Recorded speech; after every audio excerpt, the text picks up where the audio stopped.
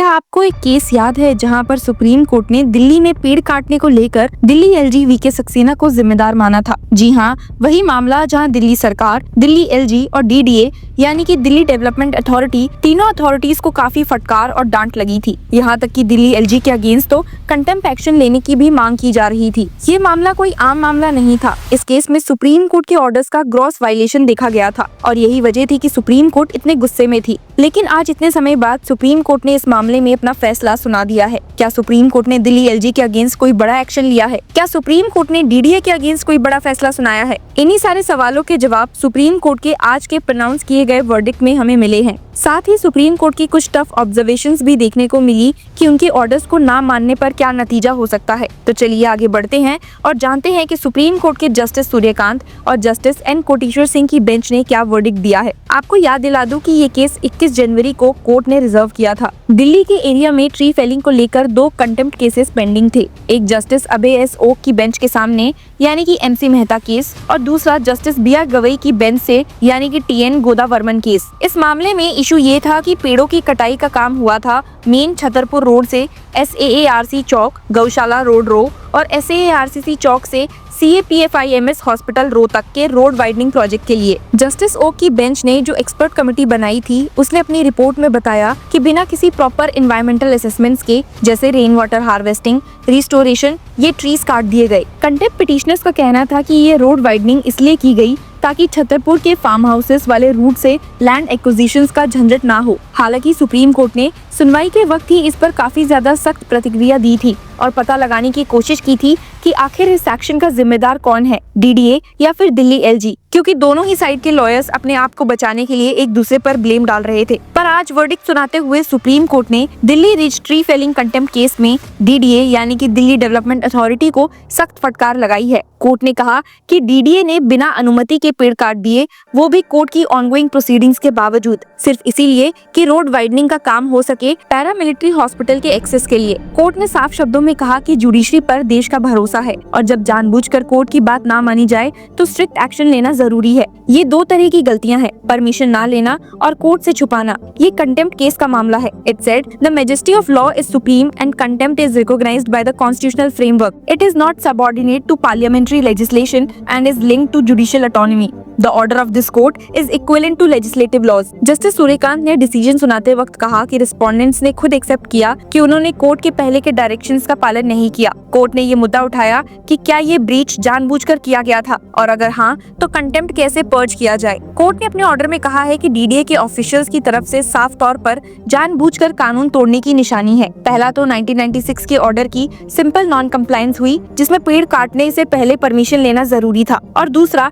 ये छुपाना कि पेड़ ऑलरेडी कट चुके थे। ये दूसरा पॉइंट बिल्कुल डिफेंड नहीं किया जा सकता और जानबूझकर सच छुपाने से सामने वाली पार्टी को इररिपारेबल नुकसान होता है और कोर्ट के लिए गलत मिसाल बनती है। इसीलिए हम मानते हैं कि रिस्पोंडेंट का ये व्यवहार कंटेम्प्ट है और ये क्रिमिनल कंटेम्प्ट के दायरे में आता है। जस्टिस सूर्यकांत और जस्टिस एन कोटेश्वर सिंह की बेंच ने कहा कि अब से हर एक नोटिफिकेशन या ऑर्डर, चाहे वो एफॉरेस्टेशन हो, रोड कंस्ट्रक्शन या पेड़ों की कटाई, अगर उसका कोई भी इकोलॉजिकल इम्पैक्ट हो सकता है तो उसमें सुप्रीम कोर्ट के सामने चली आ रही प्रोसीडिंग्स का जिक्र करना होगा। This is directed so that the ignorance is not taken as defence in future. Court ने शुभाशीष पांडा जो पहले डीडीए के वाइस चेयरमैन थे उनके खिलाफ कंटेम्प्ट प्रोसीडिंग्स बंद कर दी क्योंकि अब वो डीडीए से संबंधित नहीं है, लेकिन बाकी के ऑफिशियल्स पर ₹25,000 का एनवायरमेंटल फी लगाया गया जो किसी भी आगे के डिपार्टमेंटल एक्शन को इफेक्ट नहीं करेगा। कोर्ट ने इन ऑफिशियल्स को फॉर्मली सेंसर भी किया, ये कहते हुए that this was a classic case of institutional missteps and administrative overreach। Court ने कहा कि बिना परमिशन का काम करना, कोर्ट के ऑर्डर्स का उल्लंघन करना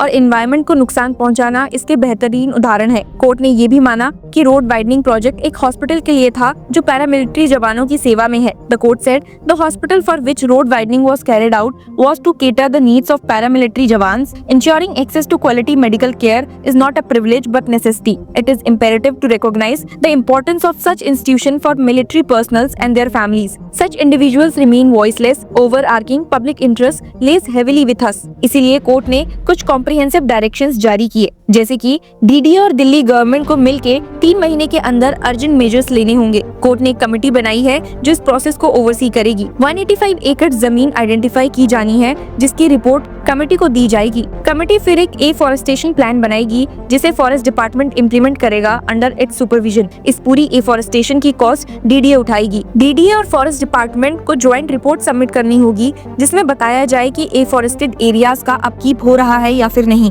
डीडीए और जीएनसीटीडी की कमेटी के द्वारा प्रिस्क्राइब की गई और मेजर्स भी लागू करनी होगी ताकि दिल्ली का ग्रीन कवर और बेहतर हो। ये डायरेक्शंस बाइंडिंग है। कोर्ट ने कहा कि इसके पालन के लिए पीरियोडिक कंप्लायंस रिपोर्ट्स फाइल करनी होगी। साथ ही दिल्ली गवर्नमेंट को रेलेवेंट स्टेक होल्डर्स के साथ मिलकर आइडेंटिफाई करना होगा कि रोड वाइडनिंग प्रोजेक्ट का बेनिफिशियरी कौन है। इस बेसिस पर एक वन टाइम लिवाए लगाई जाएगी जो कंस्ट्रक्शन कॉस्ट के बराबर हो। जस्टिस सूर्यकांत ने अपने कंक्लूडिंग रिमार्क्स में ये कहा है कि ये जरूरी कहना चाहिए कि अगर ऐसा व्यवहार की दोबारा कोई घटना होती है तो उसे वैसे ही दयालु की तरह नहीं देखा जाएगा। ये उन ऑफिशियल्स की किस्मत है कि ये बड़ा मकसद उनके हक में गया, वरना ये कोर्ट काफी सख्त तरीके से आयरन फिस्ट से इस मामले को सुलझाता। हिस्ट्री देखें तो जून जुलाई 2024 में इस मैटर की सुनवाई जस्टिस अभय एसओ और जस्टिस उजल भुयान की बेंच ने की थी। डीडीए और उसके वाइस चेयरमैन को काफी टफ क्वेश्चंस का सामना करना पड़ा था। बेंच ने ये भी ऑब्जर्व किया कि मटेरियल से ये लगता है कि डीडीए के चेयरमैन और दिल्ली के एलजी वीके सक्सेना ने ट्री फेलिंग के ऑर्डर्स दिए थे। 12 जुलाई की हियरिंग में बेंच ने वार्निंग दी थी